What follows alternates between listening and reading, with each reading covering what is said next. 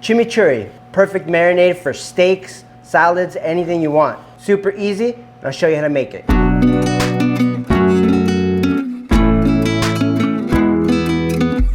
First, parsley. We don't want a lot of stem because it gives it a woody flavor. So easy way to de-stem it, grab it by the stem and just pull up.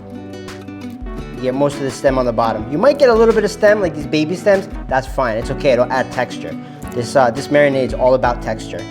Just keep pulling it, it's okay if you get some small stems.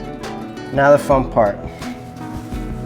Easiest way to cut up a whole bunch of parsley or any herbs for that matter. Make sure they're dry before you cut them. Pile them up, scrunch them up in your hand, and remember that claw thing. Keep your thumb back here, if not, you're gonna cut it. And just run your knife through it.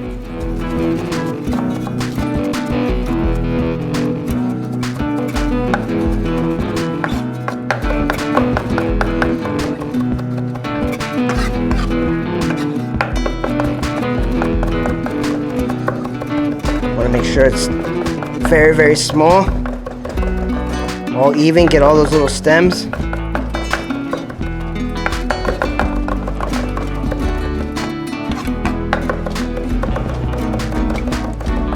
That's good.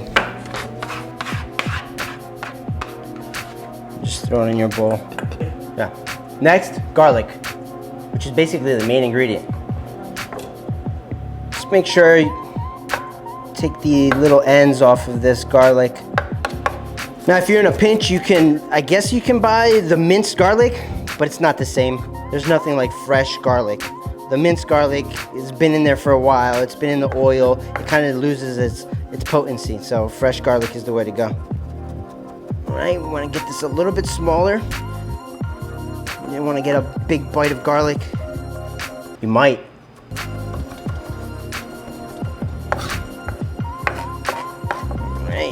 That should be good. Run it 2 more times, and then we'll throw it in with our parsley. All right.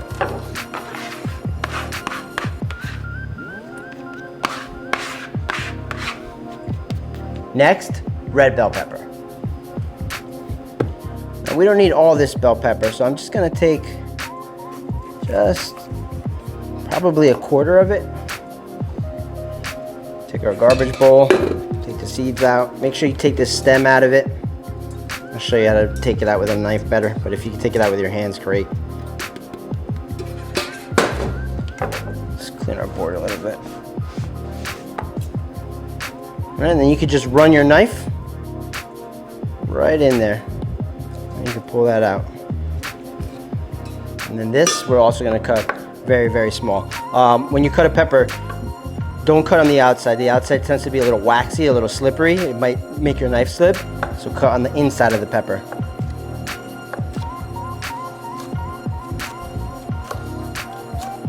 So the thinner we make these strips, or julienne is what this cut is called, the thinner our dices are gonna be. Again, we'll just run our knife through it just to make sure it's really, really small, but not liquefied. That's why we're not putting it in a food processor. We want texture.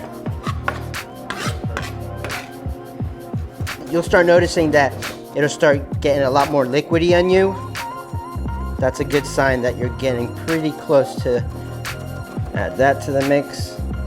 And then finally, oregano. This is probably a little bit too much oregano for here. We're just probably gonna use half of that. And same thing. This one's a little more tricky because sometimes it wants to stay on the stem. Same concept. Hold the stem and pull up. This smells really good. I don't even know how to describe it. The smell of this actually reminds me of my childhood because I grew up living right next to the owners of the house that we were living in were Greek, and they would grow their own, herbs and vegetables, and she grew a lot of oregano there. Oh, it was just, every morning I'd walk out to my car and just get, hit with this aroma in the morning. It was just very refreshing. Refreshing, fuck. Chop it up really small. A lot of people like to put cilantro in their chimichurri and other herbs. From what I've been told from the Argentinian himself, it's parsley and oregano are the only herbs that you put into it. It's so pungent. I mean, you have to go with fresh herb. I find dry herbs just are not the same smell or flavor as fresh. So don't skip out on using dry, definitely go fresh. All right. Like that. Then our last chopped ingredient is gonna be a little bit of onion. Again, we're not using all this onion. We're probably gonna use a little bit less than half. Let's just cut half for now. Same thing. When you cut an onion, use the lines of the onion, the tip of your knife, and don't go all the way through.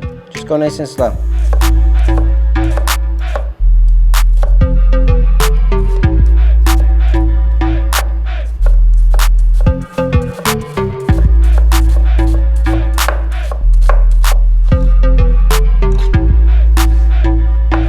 And if you need to, just run your knife through it real quick one time. That should be good. And this should be the last of your chopped ingredients. I mean, the colors of this are just beautiful just by themselves like this. Everything, remember, nice and minced with a knife. Don't put it in the food processor or you'll lose all this texture. Now we're gonna add our liquids. Extra virgin olive oil and apple cider vinegar. With any vinaigrette, it's 2 to 1, 2 parts oil, 1 part vinegar. If you're my wife, you do it backwards and you do more vinegar than oil and it just burns all the way down.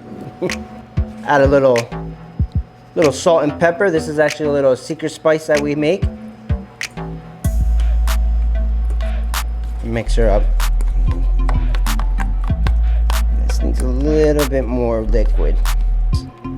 Vinegar, a little oil, and I think we're good to go.